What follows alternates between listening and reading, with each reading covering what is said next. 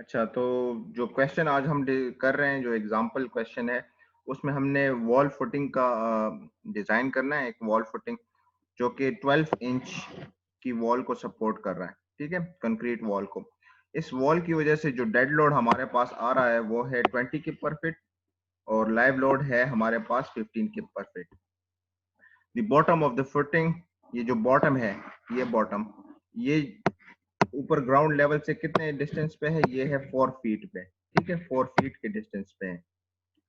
And अच्छा, below the final grade and the soil weighs 100। जो इसके ऊपर जो सॉइल आएगी, यहाँ पे इस तरह सॉइल इस पे ऐड करेगी, वो जो है आपके पास 100 पाउंड पर फीट क्यूब इसका यूनिट वेट है, ठीक है। हमारे पास जो अलाउेबल सॉइल प्रेशर है QA, वो है 4 KSF and there is no appreciable sulphur content. ये हम कवर में डिस्कस करेंगे कि ये कवर में सल्फर कंटेंट की क्या सिग्निफिकेंस है, कि फिर हम कवर इंक्रीज करते हैं या डिक्रीज करते हैं, ठीक है। FY हमें गिवन है 60 KSI और F प्राइम C हमें गिवन है 3 KSI and it's a normal weight concrete. तो ये हमें जो डेटा गिवन है वो ये वाला है, ठीक है।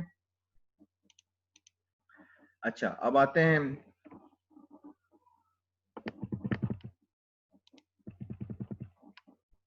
हाँ, तो हम स्टार्ट में एजम्पशन करते हैं कि ये जो हमारे पास फुटिंग है,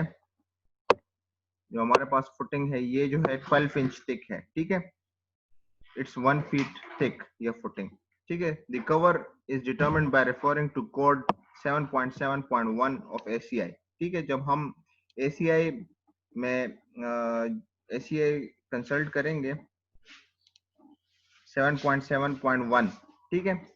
सो उसमें बताया गया है कि जो unless greater cover is required by 7.7.6 और 7.7.8, specified cover for reinforcement shall not be less than. अगर कंक्रीट हमारा जो है ये हमारा कंक्रीट है वो अगर ओपन टू अर्थ है या एक्सपोज टू अर्थ है, तो हम 3 इंच कंक्रीट कवर प्रोवाइड करते हैं, ठीक है। अगर उसमें कोई सल्फर कंटेंट मौजूद है तो फिर हम कवर इंक्रीज करते हैं by using this particular provisions. लेकिन अगर सल्फर कंटेंट मौजूद नहीं है तो हम ये वाला कवर ले लेंगे, ठीक है।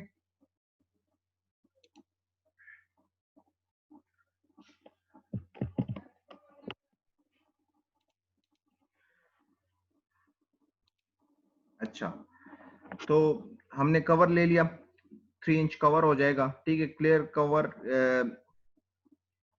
जिसमें यहाँ पे भी बताया गया है कि अगर जो concrete expose permanently expose to earth होता है, उसमें जो हम कवर लेते हैं वो 3 इंच मिनिमम डिस्टेंस होता है अप टू रिइंफोर्समेंट, जो कि हमारे पास मतलब लाइक जो रिइंफोर्समेंट होगी वो इस तरह, मतलब अगर जो भी हमारे पास अभी ये रिइंफोर्समेंट है तो 3 इंच हम इसमें क्लियर कवर लेंगे, ठीक है। This is 3 inch cover. उसके बाद फिर डाया ऑफ बार आ जाएगा, हाफ डाया ऑफ बार। सो वो 0.5 हम एज्यूम करते हैं, ठीक है, 0.5 इंच। सो इसलिए जो हमारे पास डी का डिस्टेंस आ रहा है वो 8.5 आ रहा है। 12 माइनस 3 माइनस 0.5, तो वी गेट 8.5 जो डी का डिस्टेंस है हमारे पास, ठीक है।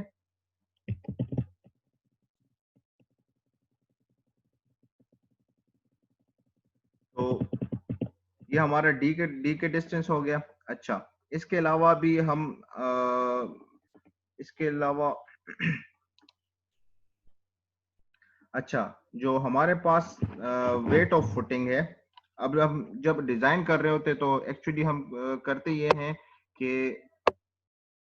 हम यूनिट वेट के लिए डिजाइन करते हैं, यूनिट वेट, ठीक है। सो दिस इज 12 इंच, ठीक है, this is 12 inch and this is also 12 inch, ठीक है। ये थिकनेस भी 12 इंच है। ये ड्राइंग में टू द स्केल नहीं है, लेकिन this is we are going to take is 12 inch unit weight के लिए। So the weight of footing क्या हो जाएगा? 12 इंच वो थिक है, और इसके साथ साथ हम इसको 1 फीट के लिए डिजाइन कर रहे थे, और 12 इंच ये कन्वर्जन के लिए इस्तेमाल कर रहे हैं, इनटू 150 PSF। तो हमारे पास क्या आ जाएगा? ये कैंसिल हो जाएगा। 150 पीसीएफ से, पाउंड पर क्यूबिक फीट से हमारे पास 150 पाउंड पर स्क्वायर फीट आ जाएगा ये, ठीक है।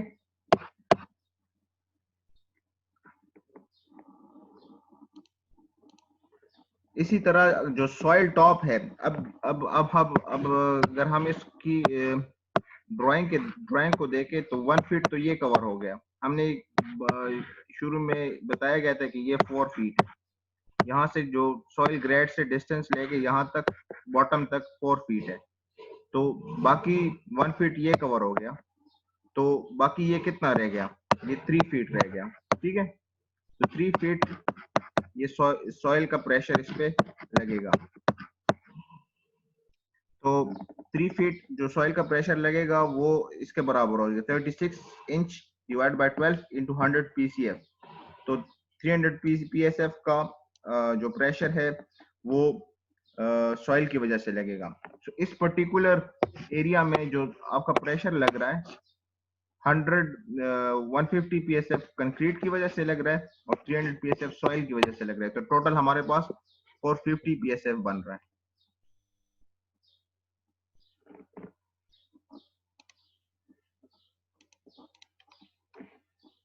अच्छा, हाथ हाथ कौन रेस कर रहा था? अब्दुल्ला जी, अब्दुल वहाब। ये आवाज बहुत आ रही है इसमें ना, ये टक टक का। ये एक्चुअली माइक्रोफोन सर ऑन है आवाज और नहीं आ रही है। ये मैं पेन से लिख रहा हूँ ना स्क्रीन पे, तो ये उसकी वजह से तो इस पैदा कर रहे सर, हैं। सर जी आवाज क्लियर नहीं पैदा आ कर रही रहे है थे। सर। क्या कह रहे हो यार, आपकी आवाज क्लियर नहीं आ रही। अब्दुल्ला क्या कह रहे हो? ये टक टक का आवाज आ रही थी सर, तो इस वजह से डिस्टर्बेंस पैदा हो रहा है। तो यार ये तो मैं लिख रहा हूँ नहीं, इसके आपको। अलावा भी आवाज क्लियर नहीं है सर।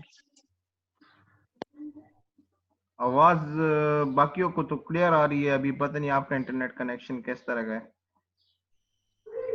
सर कनेक्शन तो सही है, ये वाईफाई लगा हुआ है, लेकिन ये है सर कि आवाज बहुत स्लो आ रही है आपकी। स्लो आ रही है आवाज, बाकियों को भी स्लो आ हाँ रही है। सर। चलो मैं देखता हूँ, ठीक है। माइक थोड़ा करीब कर ले सर, तो इंशाल्लाह फिर ठीक हो जाएगा मेरे ख्याल। अब करता हूँ, थोड़ा सा होल्ड कर लें मैं। अच्छा।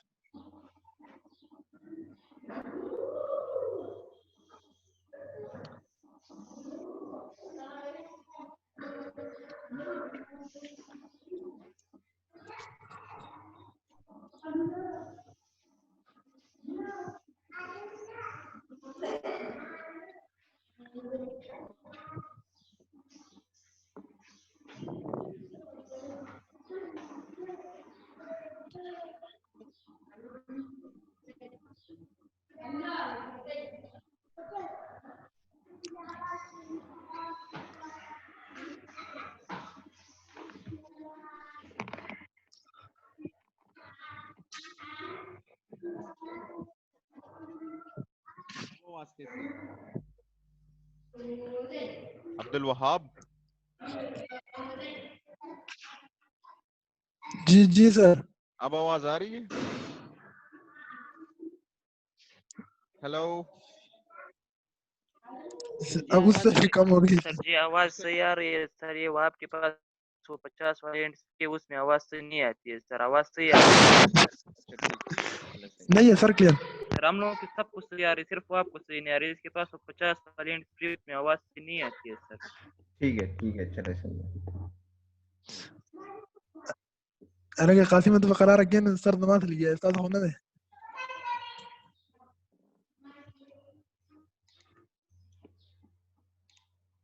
अच्छा, तो जो हमारे पास जो फुटिंग की वजह से और सॉइल के प्रेशर की वजह से जो हमारे पास लोड आ रहा है वो है 300 पीएसएफ, ठीक है। और हमारे पास अलाउेबल जो सॉइल प्रेशर है वो हमें क्वेश्चन में दिया गया था कि 4 केएसएफ है। तो हम इफेक्टिव सॉइल प्रेशर निकालेंगे, ठीक है। तो इफेक्टिव सॉइल प्रेशर किसके बराबर है? इफेक्टिव सॉइल प्रेशर इसके बराबर है कि it will be equal to allowable soil pressure minus the weight due to concrete footing and minus weight due to the soil top. Soil की वजह से जो प्रेशर आ रहा है वो, और इसका जो हम प्रेशर है वो हटा देंगे तो इसमें से हमारे पास Q इफेक्टिव आ जाएगा। अब वेट ऑफ फुटिंग के लिए जो हमारे पास फॉर्मूला है वो एक्चुअली इस तरह का है कि weight of footing required is equal to dead load plus live load divide by Q effective. इसके पास इससे आपके पास एक डायमेंशन आ जाएगा, वो डायमेंशन आपका वेट ऑफ फुटिंग आप एज्यूम कर लेंगे। यहाँ पे 9.86 फुट आया है, so we will assume it as equal to 10 feet to for ease of construction के लिए, ठीक है। अच्छा, अब आगे चलते हैं।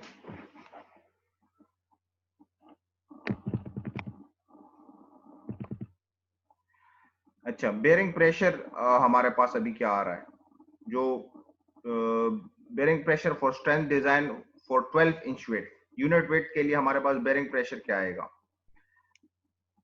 तो हमारे पास ये 10 फीट इसका वेट हो गया, 1 फीट इसका जो दूसरी डायमेंशन में हम इसका यूनिट वेट लेते हैं, तो हमारे पास टोटल जो एरिया आ जाएगा वो 10 फीट स्क्वायर आ जाएगा। और हम जब डिजाइन करेंगे तो हम मैक्सिमम 1.2 फैक्टर्ड लोड के लिए डिजाइन करेंगे, तो 1.2 dead load plus 1.6 live load, तो इससे हमारे पास QU जो आया है वो 4.80 KSF आया है। अब जब हम फुटिंग के लिए जब हमारे पास दो मेन क्राइटेरिया होते हैं कि उसको चेक करने के लिए कि क्या वो शेयर में at a critical distance fail नहीं कर रहा, या और दूसरा चेक ये है कि क्या वो क्रिटिकल डिस्टेंस पे जो उस पे मोमेंट लग रहा है उस पे तो फेल नहीं कर रहा। अब ये क्रिटिकल डिस्टेंसेस शेयर के लिए डिफरेंट है और मोमेंट के लिए डिफरेंट है। तो जो शेयर के लिए डिस्टेंस है, इट इज एक्चुअली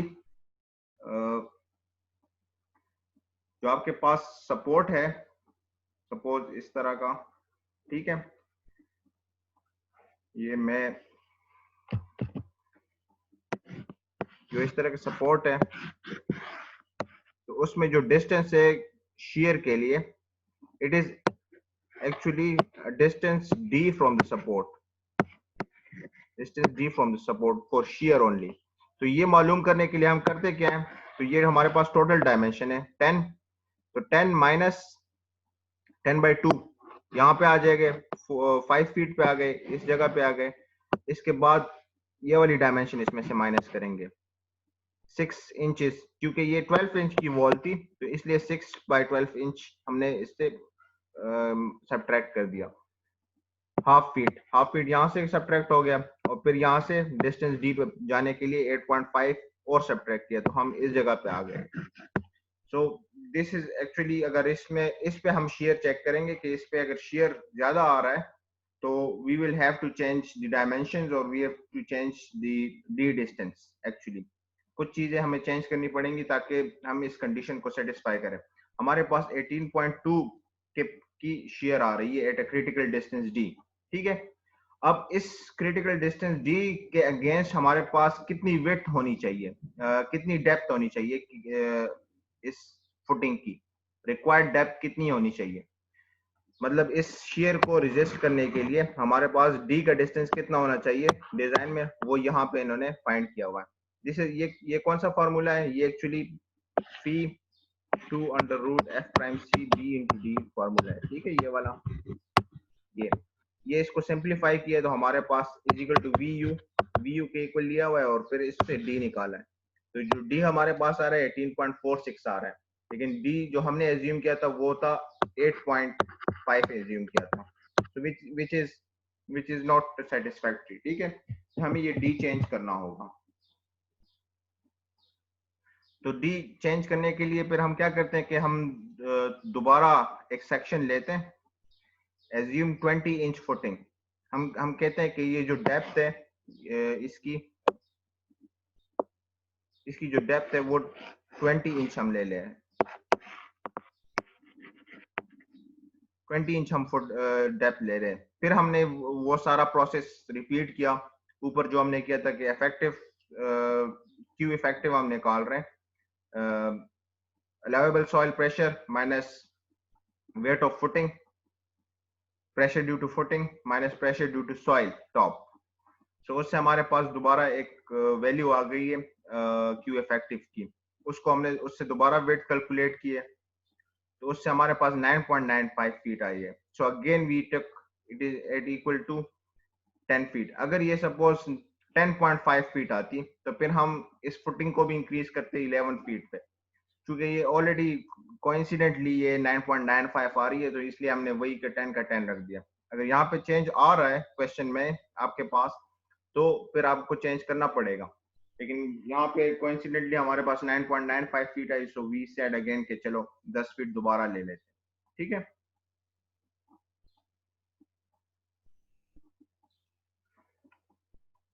अच्छा यहाँ पे जो क्रिटिकल डिस्टेंसेस बताए गए हैं वो जो पहले एजम्पशन के अगेंस्ट थे, जहाँ पे डी 8.5 है, लेकिन यहाँ पे भी क्रिटिकल डिस्टेंस हमारे पास दोबारा चेंज हो चुका है। ठीक है, वो यहाँ पे भी आपको पता लग जाएगा। हमने दोबारा चूंकि हमारे पास जो डायमेंशन थी विड्थ की वो चेंज नहीं हुई, so the Q U is also same, it will not change. हाँ, शेयर की डेप्थ पे अभी हमें जो रिक्वायरमेंट होगी वो अभी देखते हैं कि डी चेंज करने से क्या फर्क पड़ता है। अभी we you at critical distance d from the face of the support will be 10/2 half feet 5 feet minus half feet minus d distance। तो हमारे पास उस फेस पे सपोर्ट पे क्रिटिकल शेयर जो आया वो 15.0 के आ जाएगा। ठीक है, अब d क्या है, सो d इज एक्चुअली, अच्छा d हमने मालूम कर लिया, उससे बैक कैलकुलेट कर लिया। अब ये जो हमारे पास अल्टीमेट शेयर आ रहा है डिस्टेंस d, वो उससे हमने बैक कैलकुलेट कर दिया d को।